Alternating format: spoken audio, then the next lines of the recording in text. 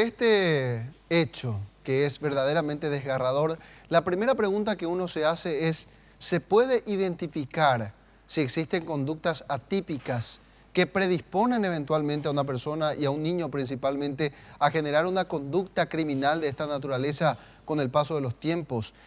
O del tiempo más bien, hay una señal de alerta que uno pueda percibir y empezar a actuar en consecuencia. Se lo consultamos a una profesional de la psicología y esta fue la respuesta.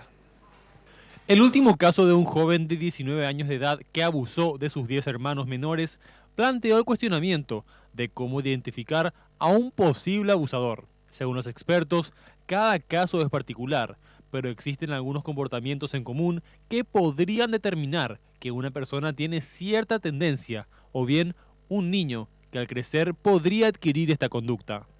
Esas señales podrían ser a través de algunos dibujos que llamen la atención dentro de la casa o dentro del ambiente educativo, o ciertas conductas sexualizadas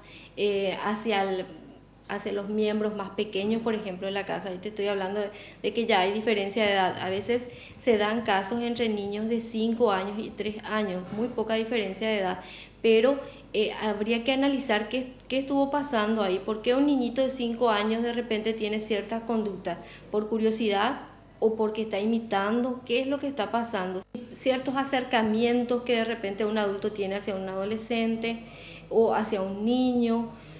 No con esto voy a despertar ninguna paranoia, sino estar alertas. Lamentablemente en este caso y en varios otros, la principal y más rápida solución parece ser enviar al acusado a Tacumbú o a alguna otra penitenciaría, sin que exista en el lugar ayuda real para el enfermo. Tras unos años, la persona abandona el reclusorio con los mismos problemas o incluso peores.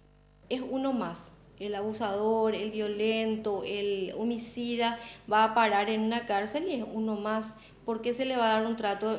Por más que haya profesionales capacitados, no se le puede dar darle prioridad a este o cual caso. Muchas veces cuando son sonados los casos sí se atienden rápidamente, pero no por el hecho de ser sonado va a ser más importante que los demás. Te repito nuevamente, hace falta más profesionales, hace falta mejor distribución. La especialista afirmó que varios casos de abusos sexuales en menores se registran diariamente y que también las víctimas presentan señales. Y a veces los niños, la manera no verbal de expresar es a través de los dibujos. Inclusive el adolescente que se siente bloqueado emocionalmente por lo que le está pasando, entonces dibuja.